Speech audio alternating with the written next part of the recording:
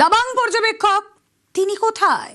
ফলতায় দাবাং কোথায়? ভোটের আগে আইপিএস অজয় পাল শর্মার দাবাঙ্গিরি, যে ছবির কথা সোমরাজ বলছিল, সোশ্যাল মিডিয়ায় ভাইরাল হয়েছিল, এই যে দাবাঙ্গিরি, সেই দাবাঙ্গিরি গেল কোথায়? সেই ফলতাতেই পুরো বিধানসভায় ফের ভোট। ফলতার পর্যবেক্ষকের বিরুদ্ধে তাহলে কেন ব্যবস্থা নেয়? খুব স্বাভাবিকভাবেই এই প্রশ্ন উঠবে।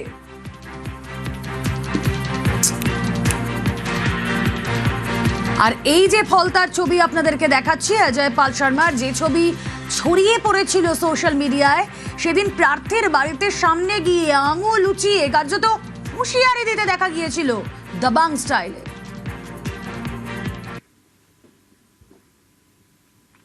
जितने भी लोग हैं अच्छी तरह से समझ लें कि अगर किसी ने बदमाशी करी तो उनका कायदे से इलाज किया जाएगा। फिर अगर कहीं से खबर आ गई कि किसी ने कोई खुराफात करने की, किसी को परेशान करने की कोशिश की है, तो फिर उसकी खबर फिर अच्छे से लेंगे हम।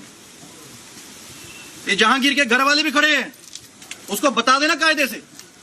ये बार बार जो खबरें आ रही हैं कि उसके लोग धमका रहे हैं, तो फिर अच्छे से खबर लेंगे, फिर बाद में रोना पछताना मत। ये जहांगीर के घर वाले भी खड़े हैं, उसको बता देना कायदे से। ये बार बार जो खबरें आ रही हैं कि उसके लोग धमका रहे हैं, तो फिर अच्छे से खबर लेंगे, फिर बाद में रोना पछताना मत।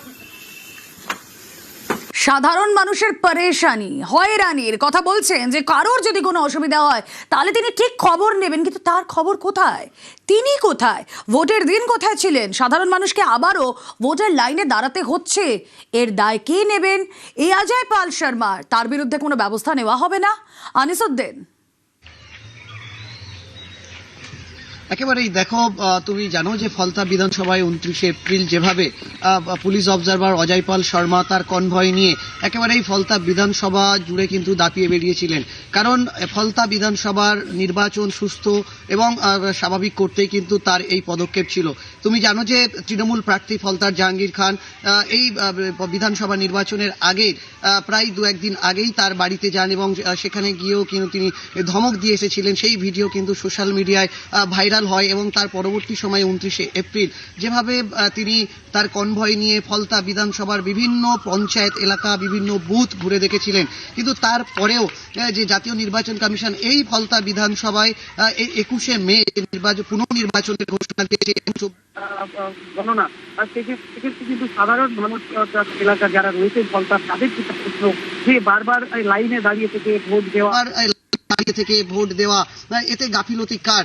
কারণ নির্বাচন কমিশন বারবার এটাকে ঠিক করেছিল যে কড়া নিরাপত্তার মধ্য দিয়েই যাতে সুষ্ঠু ভোট করা যায়, নজর ছিল। কিন্তু তারপরে অজয় পাল শর্মা তিনি এসেছিলেন ফলতাতে এবং সারা দিন ভোর, যেটা তৃণমূল প্রার্থী নির্বাচনের দিনই কি প্রশ্ন তুলেছিলেন যে অজয় পাল শর্মা সারাদিন দক্ষিণ 24 পরগনা তিনি পুলিশ অবজারভার থাকলেও তিনি কিন্তু সারা দিনটা ছিলেন ফলতা বিধানসভায়। কিন্তু এখন সাধারণ মানুষের প্রশ্ন, যেহেতু পুলিশ অবজারভার সারা দিন দাপিয়ে বেরিয়েছিলেন ফলতা বিধানসভাতে, তারপরেও কেন সব বুথ অর্থাৎ ফলতা বিধানসভা জুড়ে আবারও পুনর্নির্বাচন হবে, সেই প্রশ্নটা কিন্তু তুলছেন সাধারণ মানুষ। ओके, तो फिर अच्छे से खबर लेंगे,